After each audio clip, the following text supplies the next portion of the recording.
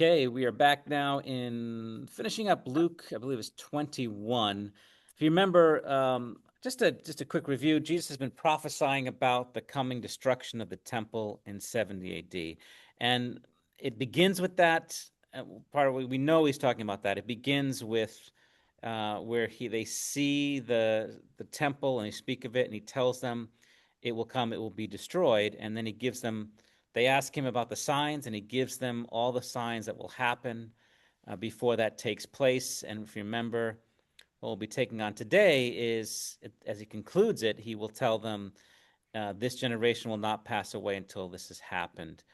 And he's giving instructions here to them, but also, I would say, there are lessons for us, too, because the whole idea is this concept in the Bible called the day of the Lord. It's not, we oftentimes think of only one day of the Lord, meaning the final judgment day. But all throughout Scripture, there are these days of the Lord when the Lord intervenes. And these are typically what we find is a day of judgment for the world, but also a day of salvation. So even the final judgment, the final day of the Lord is the ultimate judgment and the ultimate salvation that's coming. But up until that point, there are seasons, there are moments of limited, localized judgment and salvation. So, for example, the first day of the Lord that the scriptures record, a day of judgment and salvation. What was that? The very first day of the Lord recorded in scripture for us. The flood? Is the flood. Genesis 6.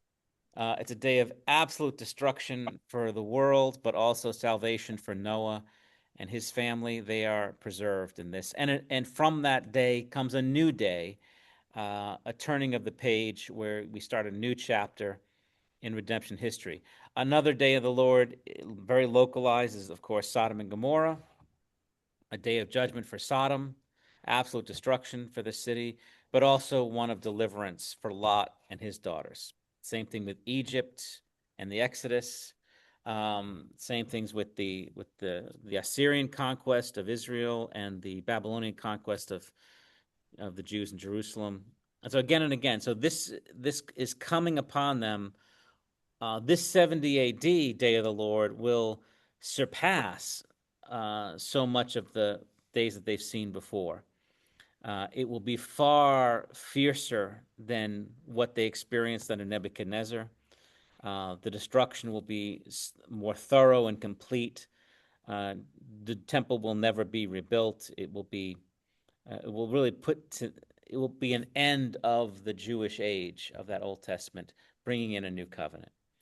And so a lot of this is this kind of preparation for that. So this next section here, he tells them a parable about a lesson regarding how to prepare for that. So let's look at that, 29 to 33. And Bob Thomas, would you read that for us? Sure.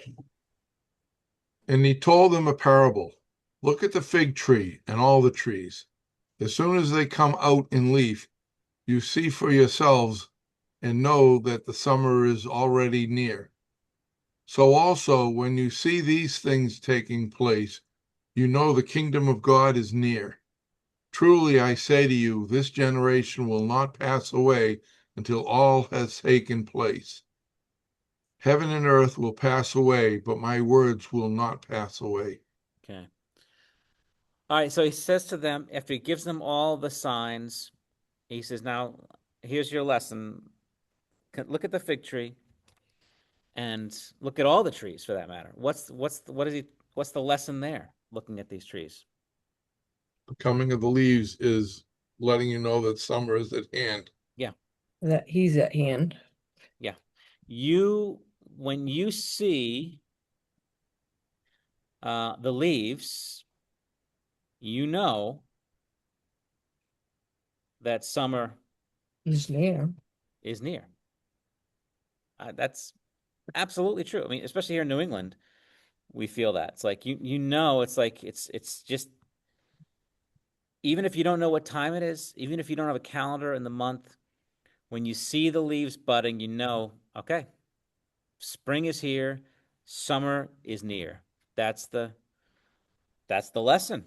There are certain things, signs that show you that it's coming near. And so what does he say? Notice he says, when you see these things, what are these things?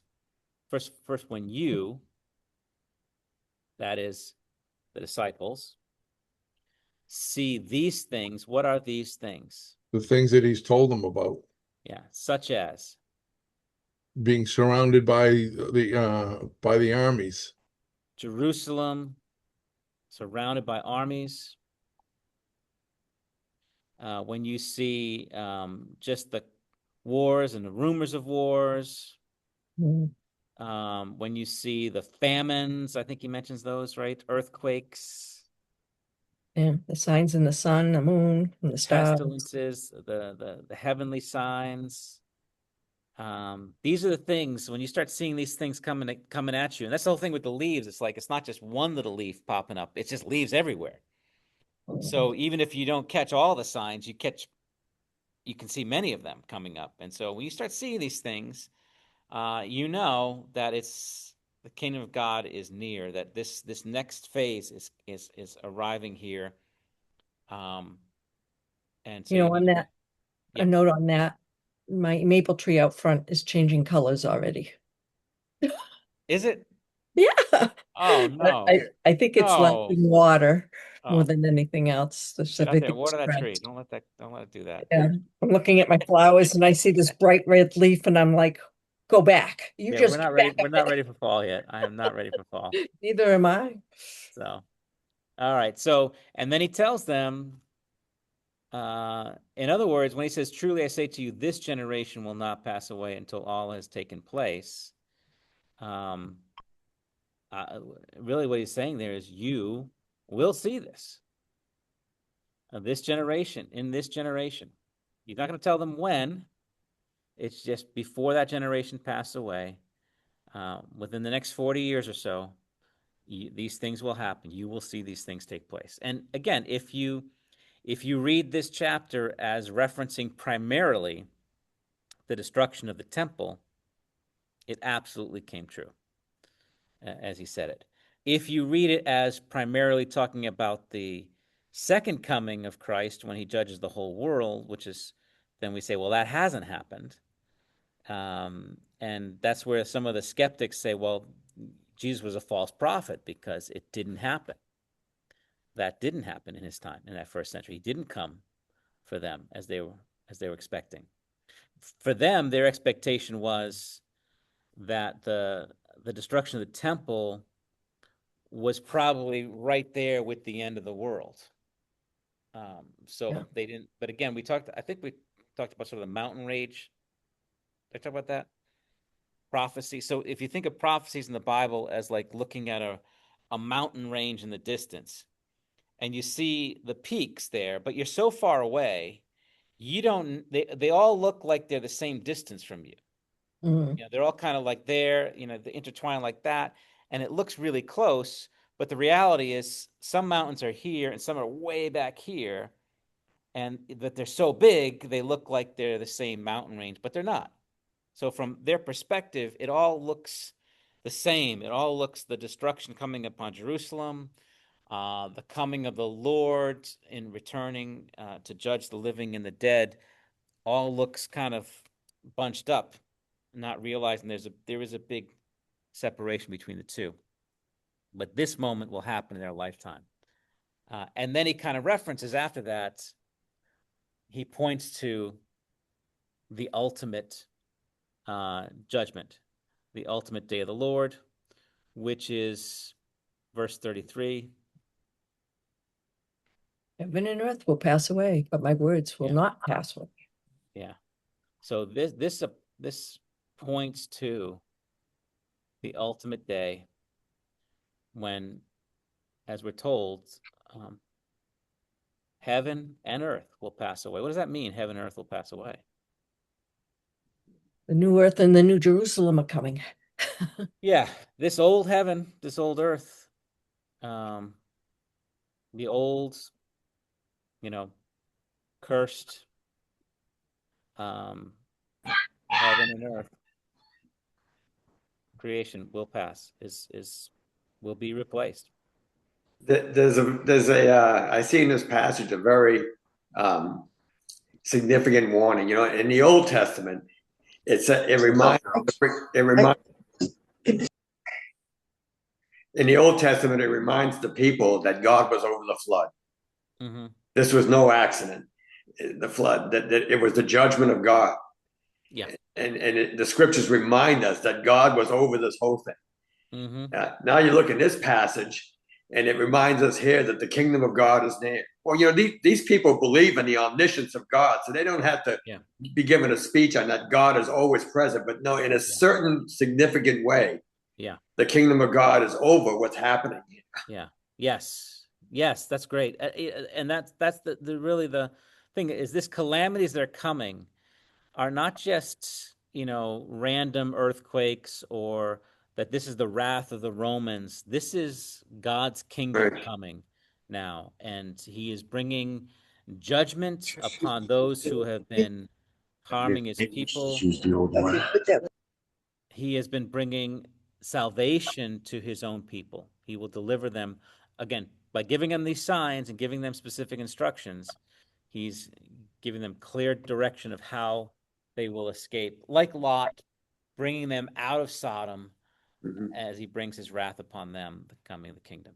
So the one thing that I find a little bit confusing is right up through to the end of 32, he's clearly talking about, the destruction of the temple and Jerusalem in general. And in 33, it sounds like he's talking about the end time. Yeah, he's kind of pointing it directly. Just in comparison, his main thing is like, what I'm telling you, it will not pass away. The things I'm telling you are true and set and firm. They will not fail you. Heaven and earth, don't forget, will pass away.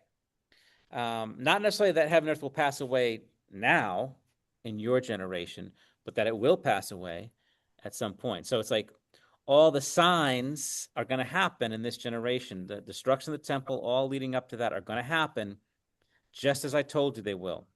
Take it to the bank. And don't forget, at some point in the future too, heaven and earth will pass away, but my words will not. I think that's the biggest emphasis, is that second half of that phrase. Yeah. His point is not, it's true, he's pointing towards the end times, the ultimate end times. But the point is I'm not joking here, guys. Every word that I'm saying is going to be true. Yes. Yeah. Yes. And again, that's part of, when you watched, if you ever had a chance to watch R.C. Sproul's series on this on YouTube called The Last Days According to Jesus, he starts off with this, with the question of sort of the crisis in eschatology, which is a lot of skeptics were taking this passage, and because we were reading it as Jesus talking about his second coming, in the final coming in judgment, they were looking at that verse 32 and saying, see, it didn't happen, therefore he's a false prophet. Because it was clear, obviously he didn't come again the way that we're expecting him to come in that first century. Because we've been standing here, we're still here, everything's going on the same. So therefore he was a false prophet, like those Jehovah's Witnesses in the 1800s who set a date when Jesus was going to return, and he doesn't show up, and it's the great disappointment. So, how are we doing over here? Oh, there's Elizabeth. All right, so let's pick it up. We'll start our next chapter 22. And now we come back. Verses 34 to 38. Did I miss 34 to 38? Yeah. Is it 34 to 38? Yep. Oh, why do I not have it there? Let me get it. You want to jump ahead? I know you. I guess so. Oh, there you go. Let me. Thank you for catching that. I've been derelict in my duties here. Yes, because you would have proven that last passage wrong. His words do pass away. Okay, there we go. They're back. His words are back. Okay. What happened to that? Did I? Oh, you know what I did? I accidentally erased it when I was doing something else there. So let me put it back in. All right. Liz, you want to read that for us here? Let's prevent us. Let me start a new page. Hi, Elizabeth. Hi. See ya. Hi, Elizabeth. Hi. My volume was down. I had to change computers, and I'm sorry I'm late. I misread the time. Oh, that's But at least okay. I'm here. I'm Amen. glad you're here. Glad you made it. All right. Liz Perventis, would you read that for us? 34 to 38. Okay. But watch yourselves, lest your hearts be weighed down with dissipation and drunkenness and cares of this life, and that day come upon you suddenly like a trap. For it will come upon all who dwell on the face of the whole earth. But stay awake at all times, praying that you will have strength to escape all these things that are going to take place and to stand before the Son of Man. And every day he was teaching in the temple, but at night he went out and lodged on the mount called Olivet. And early in the morning, all the people came to him in the temple to hear him. Okay. All right. Now we have kind of closing exhortations here for his disciples. Again, preparing for that day. What's the first exhortation he says? Verse 34. Watch yourself, lest you be weighed down by things like drunkenness, etc. Yeah, watch Cares of life. yourselves. What's that again? I said the cares of life. Yes. Now I want to talk a little bit about this here because it's really interesting. Watch yourselves. What does that mean to watch yourselves? To Kind of take keep care of yourself your on track. Okay. yeah, take care of your actions. Okay. I want to add another. I want to expand it a little bit here. I want to stress the plurality of this. He's not talking to an individual saying, watch yourself, you know, check yourself before you wreck yourself, right? He's not saying that. He's talking to all of them together to watch yourselves. Now think about that as a group, Help each other. help each other, exhort one another, keep an eye on each other. That kind of that buddy system type of thing. A lot of times we read it and initially we want to apply it as if it's like, okay, I need to keep watch of myself and make sure that I'm on the right path. But I think more of what he is calling us to do is to watch out for each other. Because the fact is, how hard is it to watch yourself? Because we're so easily deceived, aren't we? Yeah. Mm. How often have we gone astray and not even realized until someone smacked us upside the head and say, wake up? You know, especially I remember as a young man, it's like thank God I had some roommates who saw me going in a direction and I'm just deceiving myself, thinking, there was a girl I was really interested in who was a total rebel. It was a total disaster. It would have been, and I'm going full steam ahead trying to pursue a relationship here, and they're like, what are you doing? And so it's like, oh gosh, you're right. It's like that whole thing of like watching yourself is definitely obviously individually, but I think primarily it's more of a corporate, like look out for each other, look over each other. The scriptures constantly call us that, exhort one another daily because the time is near. Encourage one another, look over each other, encourage, correct, help each other. And admonish one another Yeah, when they we really need that because it's like in our weakness, it's like it's not something like, you know, you got to stay focused and keep pulling yourself up by your own bootstraps. It's like you're just and again, it's the funny thing, the amazing thing is I can see it's so easy for us to see another person losing their way and to spot it than it is to see ourselves losing our way. You know, I see other people's sins so much easier than I see my own. That's just the nature of us, of our weakness. But look after each other. And the warning is beware of. It's particular. He mentions a few things in that verse 34. Beware especially of Wildness, dissipation, Yeah. What is dissipation? out of control wildness. Yeah. Yes. The wildness, drunkenness. So we have the kind of the whole partiness, and that today is especially a big thing, especially for our young people, where uh, drugs are just so legal and easily accessible. It's like it's everywhere. Um, the drunkenness, the wildness, and the cares of life. Uh,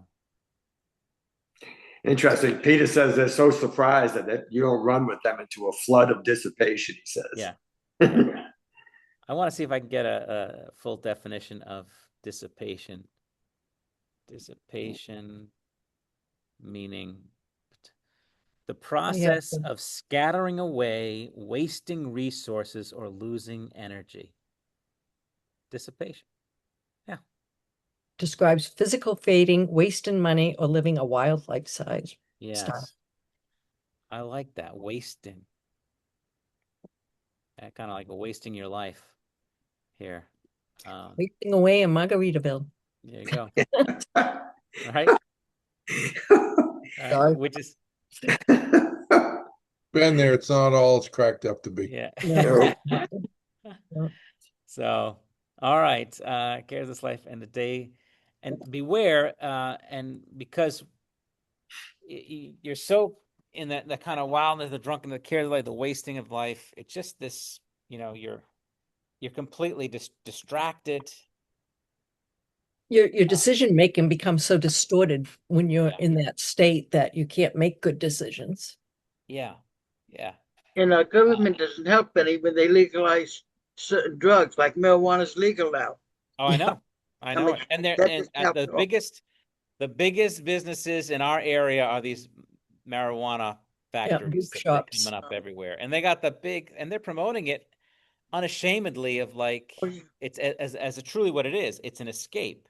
Mm. So it's like you got in-laws coming over, we've got pot for you, kind of like you're dealing anything stressful in your life, My wife hated so bad when they were advertising the one calling itself Road Trip. Yeah. It's like, Yeah. Yeah, and it really is what it is. It's like for this generation of young people, it's not like the pot of the 60s where it was like a social thing. You get together, you get stoned. It's like a self-medication today. A lot of these people, they're just smoking by themselves and they're just trying to escape the Life. miseries of life. Yeah, they have no hope. Yeah. They don't have Jesus. Yeah. I remember one young man just telling me, he's like, before I came to Christ, like, pot was my only friend. He's like, every day he would smoke. So just sad and wasted, isn't it? It's not legal up here in New Hampshire, but there's shops everywhere. Yeah. And we're supposed to be following federal guidelines, and it's not legal federally. So our government is allowing these things to happen. So how can we ask civilians to behave when our own government doesn't behave? It is stunning to drive down 236 in South Berwick, Maine, and whether it be medical marijuana or marijuana for fun, one shop after another as you go down that highway. Yeah. There's a brand new one, Hiley. That's the name of it, Hiley. And I'm following behind a guy the other day, and he had a bumper sticker, "Follow me to Hiley." Yeah. Yeah. Yeah. All right. So he tells us two things in end of 34 and into 35 about the day that's coming. Coming on suddenly. Yeah. So note about that day that you need to remember. First, he says, it will come suddenly, like a trap. What does that mean? well, I mean, if it's a trap, you don't really see it until you're snared in it. Yeah. No way out. Yeah, you think about the snares that they would put out for birds to catch them, or even any kind of even modern trap, like a mouse trap, a bear trap. It's like you don't know it works because you don't know you're in the trap until you're in the trap. You don't see it coming. It's hidden. and then suddenly it's there. It springs upon you, and there's no time to prepare for it. So even though that day might take a while to come, it might be a lengthy wait for us. When it comes, it will come like that. Suddenly, you won't even realize, you won't see it coming. That's kind of the lesson of it. Sudden. It's also described like a thief in the night, or like lightning that lights up the east. You don't see the lightning coming. Or like a goal in soccer. You don't see it coming. It just happens, right? It just, suddenly somebody gets lucky and the ball goes in the net. No one sees it coming. Unlike other sports where you can see the play develop, right? It just sort of just springs on you like that, right? So it's always like a trap. Suddenly comes. You're never ready for it when it happens. And that, by the way, is why I really warn against the prophecy books out there that try to interpret the times and the signs of the times, because it leads you to the conclusion that perhaps we have some time because some of these signs haven't happened yet. So somebody says there needs to be 5 blood moons before it happens, or they have to find the red heifer, or the temple has to be rebuilt, or this has to happen, or that has to happen. I'm like, that is a false comfort for us, because as you look at the signs, you're like, well, certain things haven't happened, so I don't have to worry about it. When Jesus says, look, it will come like a trap. It will come suddenly. You will not be ready for this. So you need to always be ready. He could come today. Before our lesson's even over here today, we could be standing before the Son of Man. We don't know. We don't know. And the second thing he says about it is what? About that day. It'll come suddenly like a trap. And then in verse 35, on all who dwell on the face of the earth, the whole earth. yeah, all who dwell on the face of the whole earth. So you can see now of the Whether whole. they believe or not. Yes. So many of the signs that he gave them, again, were for that. That's why I talk about that mountain range here. The signs that he gave them were really for that time, as they have specific instructions to get ready for the destruction of the temple. But then after he tells them all these things, this generation will not pass away, you're going to see these things, he then kind of directs our attention to the final day of judgment, which will come upon the whole earth, and it will come suddenly. It will be a crisis for everyone, not just for Jerusalem, not just for the temple, but for all the nations, all who dwell on the face of the earth. But even all those other judgments, like the flooding of the earth, he gave Noah time to be prepared so that he and his family would be saved. Same thing with Sodom and Gomorrah. He saved the people that believed. Yeah. And in this case here, he's done the same thing. He's told you about, when you see it surrounded by the armies, flee, because he's saving the people that believe in him. Yeah. Yeah. And so that whole scene, you're right, absolutely. So that 70 AD signs were for their sake, to deliver them in that way. But in the meantime, for us, this is a good section for us here, knowing that, look, we are waiting that day of final judgment. It's coming. And when it comes, it'll come suddenly. And there are no signs necessarily for us today. There were signs for them, because they were going to see those things, and that's how he's going to deliver them. But for us, there are no more signs that we're waiting for. It's just he comes like a trap, like a thief, like lightning in the east is the west. And we need to be ready no matter what. It'll come upon all who dwell on the face of the earth. And then he says to them, further exhortations here. He says, watch yourselves. That's the first thing he says. Let's put that. And then he says in verse 36, Stay awake. Stay awake. Stay awake at all times. And we have to say, well, what? I can't sleep? Keep your faith awake. Yeah. What does he mean by stay awake at all times? Be alert. Be alert, yeah. And in particular, the one activity that he Praying. he commenced them is pray. Particularly, don't stop praying. and specifically pray for what? Strength to escape. Pray for strength to escape all these things. So that you may stand before the Son of Man. And to stand before the Son of Man.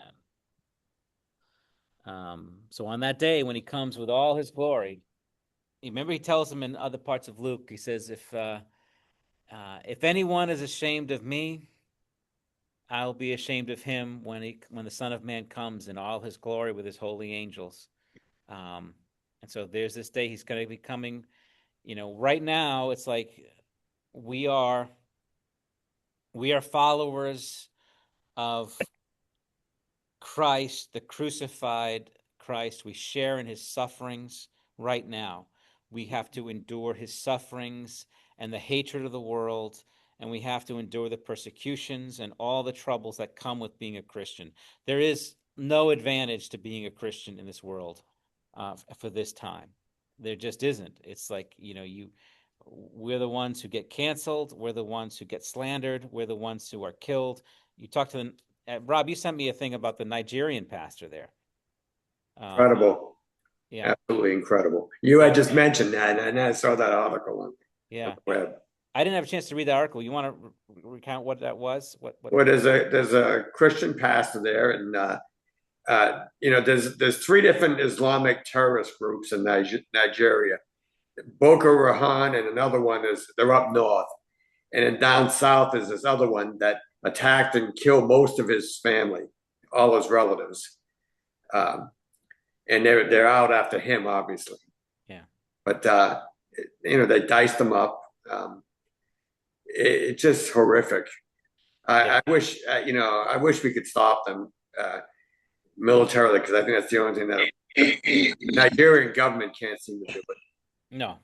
I know it's I I know they've been trying some diplomatic things to try to motivate them to deal with that, but it's true. Like we're like sheep, like what Paul says. We're like sheep to be slaughtered.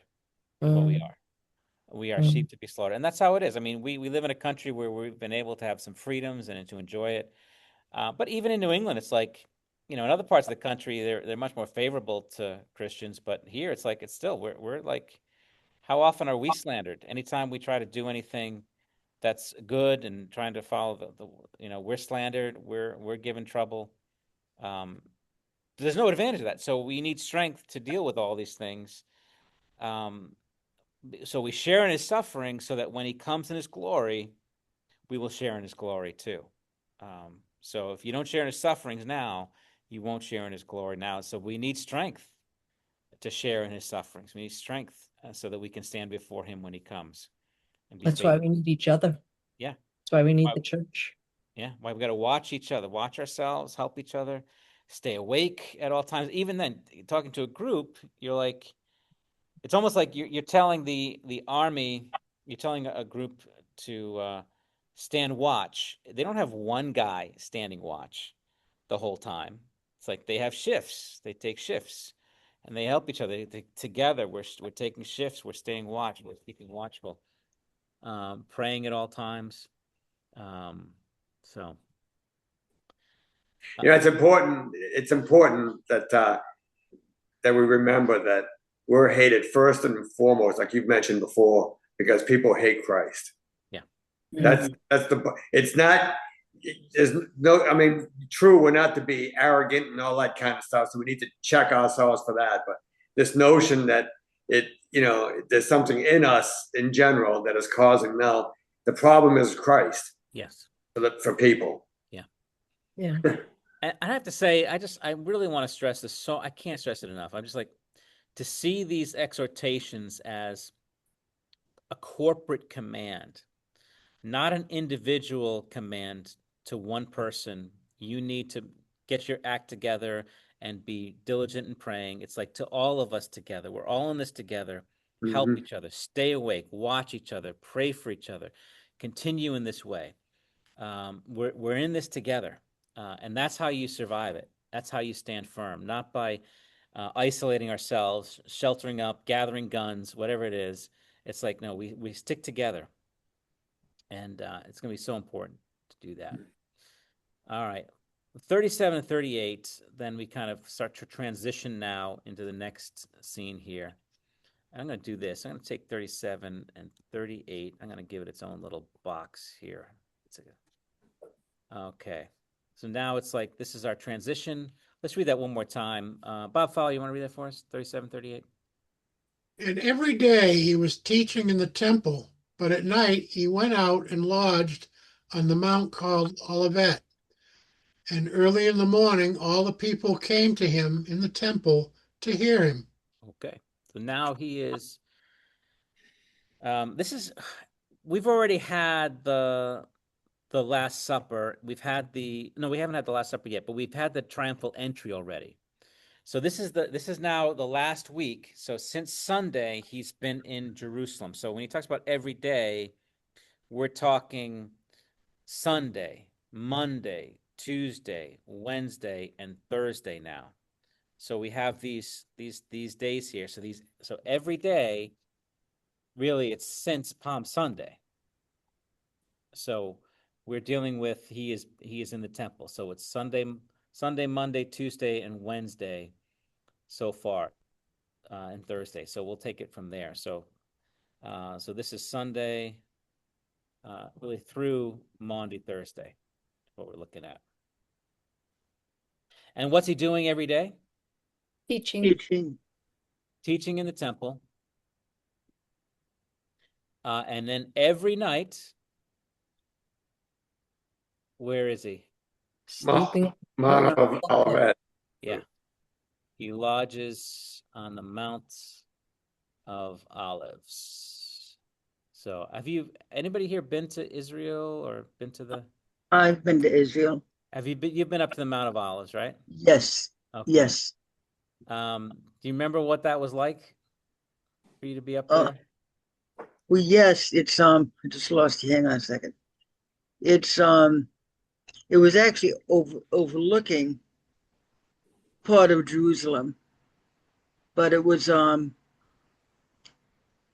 it was I found it awesome. Just to be where Christ was and try to take it all in. It was magnificent. Yeah, it's higher than Jerusalem, the city, the mountain. Yes, it is, because you're looking down over Jerusalem. Yeah, you're actually on the Mount of Olives. You're actually higher than. It's almost like Jerusalem's like a bowl. It sort of has. It's like you have Mount Zion, where the temple is a lower mountain. It's surrounded by larger mountains. And so when you're on the Mount of Olives, you get an incredible view. You can look right down and see where the temple would have been. Now you see the Dome of the Rock, but you see the whole temple courts. It's a perfect view of everything that's happening in the city. You're looking down upon the city as you're going there. It's neat. So every night he's there, he's lodging. He leaves the city and he lodges there on the Mount of Olives, and then every morning, early in the morning, he comes. And I think that when he went there, to lodge. I think he also went there to get away and to pray, because he would always go off by himself. Yeah. To pray. Yeah. Yeah, it's a beautiful scene there, and so much about the olives and the was it Gethsemane is that garden there, and and the whole thing of the crushing of the olives, and it's the one fruit that you crush, grapes and olives especially, to get the oil. Do they actually lay out an area that they say this is Gethsemane? Yes. Wow. Yes. Yeah. Wow. So it must not be really big. I mean, compared to the mount. Yeah. No, I was surprised, because when we got to the Garden of Gethsemane, I was surprised on how small it was.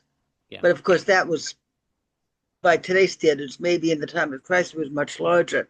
But there's a wrought iron gate around it, and that struck me about the size. But it may have been much larger in the time of Christ. Mm-hmm. Yeah. Let me pull up. I have some photos of on my computer of our view from the Mount of Olives when we were there. Let me stop sharing for a second on this one and share my photos, if you can see that. All right, so this is we were on the mount. We're on the Mount of Olives. If you can see that, okay. Mm. Try and get it bigger. And this is the view from the Mount of Olives. You're looking down. There's the Dome of the Rock. That's where the temple would have been.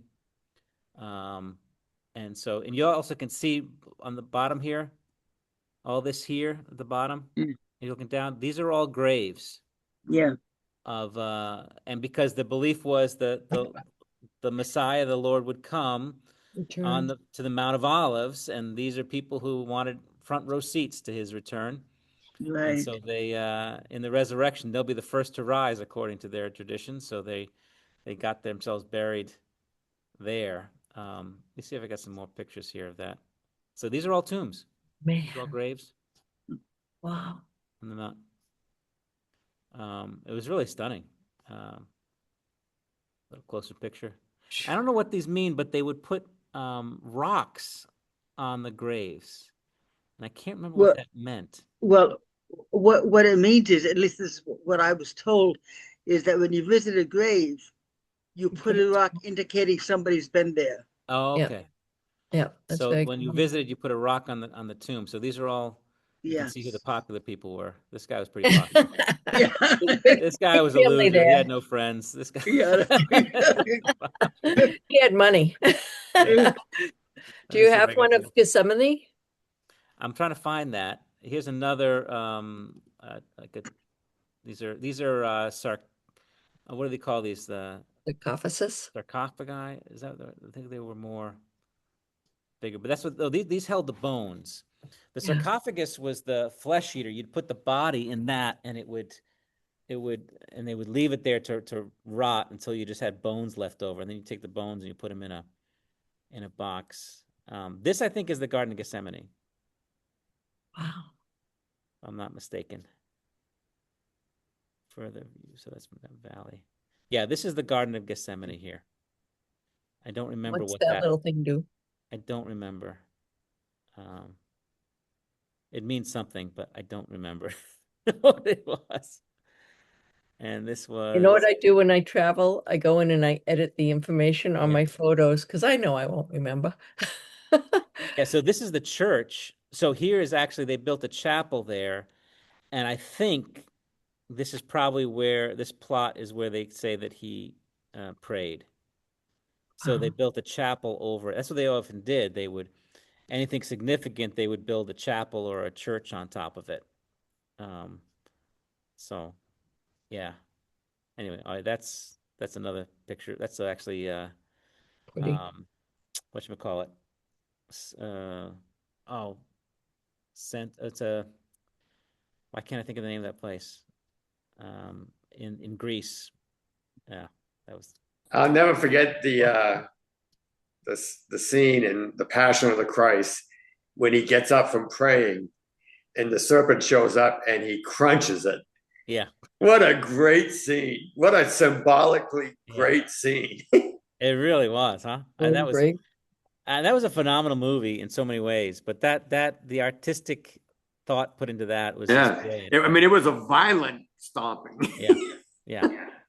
No, it was excellent in that regard. I think it really hit the main points of that, which I really appreciated. The snake on the head. Yeah. Yes. All right. So early morning, all the people came to him in the temple to hear him. So all the people come to hear him in the temple. So that was his day of the week. So every Sunday, he comes to the temple. He goes right up on Sunday, and he looks around, and then he leaves. Monday, he comes in. He cleanses the temple in the morning, if you remember, and then he kind of teaches there, and then he leaves. And then Tuesday, same thing. Wednesday, same thing. Thursday, same thing.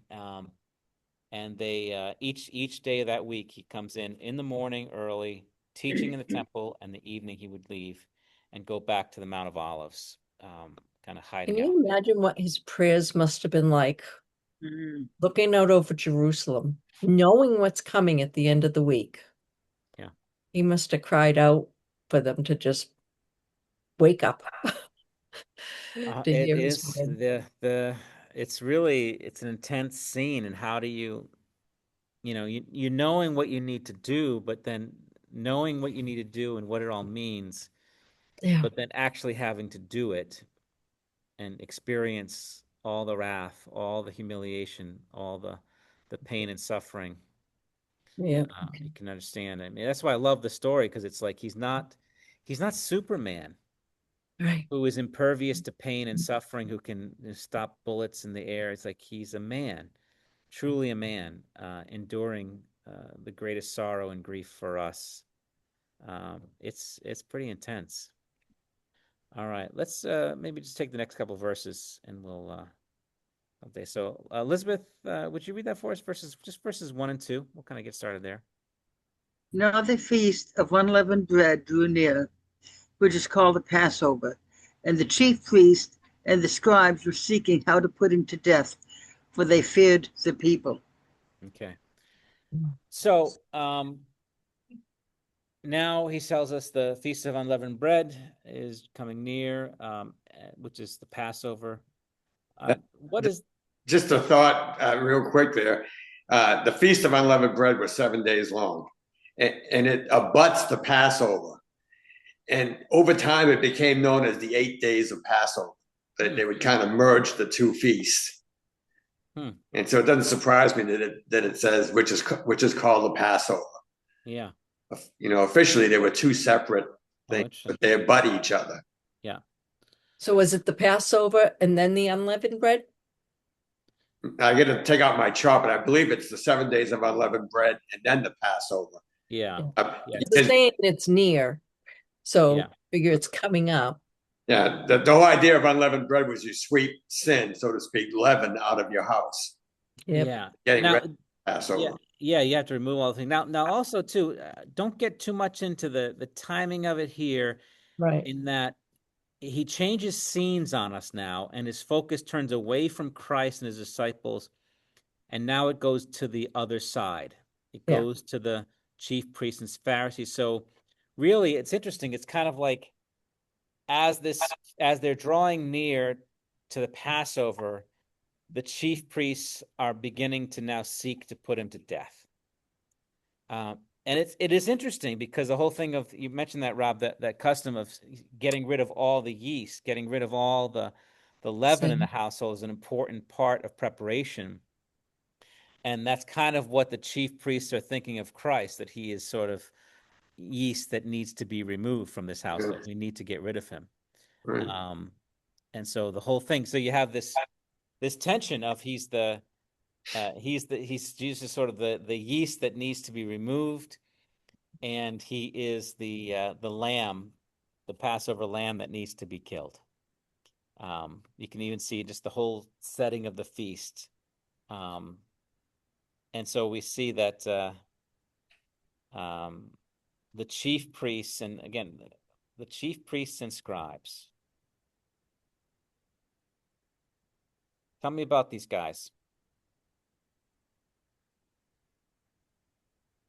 Who were the chief priests and the scribes? The Pharisees. The scribes were the lawyers, the experts in the law. Yeah, these are really your two predominant leading religious leaders, if you will. They didn't like each other. They hated each other. The priests serving in the temple, and the scribes that are the teachers of the law. So is it the Sadducees were the priests and the Pharisees were the scribes? Yeah, they were the Sadducees and the Pharisees. Like the liberals and the conservatives. Yeah, exactly right. Exactly right. And so, but they're the religious leaders. And it's funny, you can kind of see it today. And if you take, if you take like the progressive churches today versus the conservative churches, the liberals and the conservative and the churches, you'll find that the liberals are so much like the priests. They love the robes, they love the liturgies, they love all the dress and all the performance art that goes with it. And the conservatives are like the nerds who just love the Bible and the doctrines and things like that. And you see that the fundamentalist movement versus the liberal movement. And there are, again, there were chief priests who, there's nothing wrong with being a chief priest. It's actually, it's a divine calling, and there's nothing wrong with being a scribe. It's a divine calling. The problem is they are corrupted, and they are using their positions to control the people in their own ways, whether it's by getting them to compromise and to become more like the Greeks, or whether it's to become legalistic and trying to control them with rules and regulations. It's still, they will not submit to Christ. The Sadducees, did I spell this right? There we go. And the Pharisees, who were enemies of Christ. Again, nothing wrong with being a Sadducee or Pharisee, just like there's nothing wrong with being a Democrat or Republican or being a politician or being a leader. It's like, but what's the heart of the man? And these were those who were opposed to Christ as well. And again, that they're seeking. Now, notice what this says, two things about them. First, they are seeking how to put him to death. Come on, that's not hard. Just kill him, right? You guys have the power. He's just coming in there. He's in the temple. You know where to find him. Just arrest him and kill him. How hard is this? Why is it so complicated? Well, they're Why just The people. they're looking for a way that they can kill him and not be Have a riot. responsible for it, not be have it point to them. Yes, how to do this without upsetting the people. That's the challenge. The people loved him. Remember, they're coming to him every morning. They're coming to him to hear him in the temple. They're infatuated with the Christ, with Jesus. They don't know if he's the Christ, but he's definitely at least a prophet, and they're enamored with him. And so we got to put him to death. But how can we do this without upsetting the people? So we've got to find a way to kill him out of sight, and not arrest him and deal with him in the dark, so that no one even knows. Sort of just sweep him away. At night, which is illegal. Yes, against their law. But you know what? Liz, you gotta. It's for the greater good.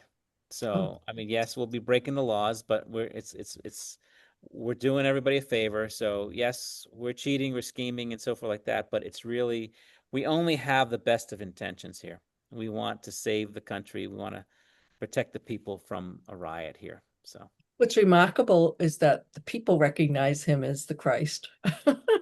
Yes, they do. They don't have those blinders that the chief priests and scribes have. Yeah. And this is an interesting time because Jerusalem is swelled with people. This isn't Jerusalem. I don't know how many times its own size. I mean, during the Passover time, you get believers, Jews from all over the world coming, especially from Galilee. So he has a lot of supporters during this time. If Jesus were to come into Jerusalem at any other time of year, he will probably have more enemies than friends. Yeah. But during the Passover, the place is swelled with people from all over the country, from Galilee especially, where he has a lot of support there. And he's teaching to them every day. Yeah. So he has a lot of supporters with him right now. And it's interesting. We're going to get to Judas next time. But his disciples, I found out, were... if you remember where are all his disciples from? Galilee, mostly. Galilee. And in Acts chapter 1, when Jesus ascends to heaven, the angels say, "Men of Galilee, this Jesus whom you saw will return." There was only one disciple who was not from Galilee. Judas? That was Judas. Huh. Judas was from Judea. Judas had connections in Judea. He was not from Galilee, which is why you can see why he's the one who goes to the priests. He's the one who's got his connections there. He's the traitor, which is really interesting. But the guys from Galilee, those 11, that's why when those angels speak to them, they are all from Galilee because Judas is dead at that point. Judas is no longer among them. So, anyway, but we'll get him next time. So let's stop there.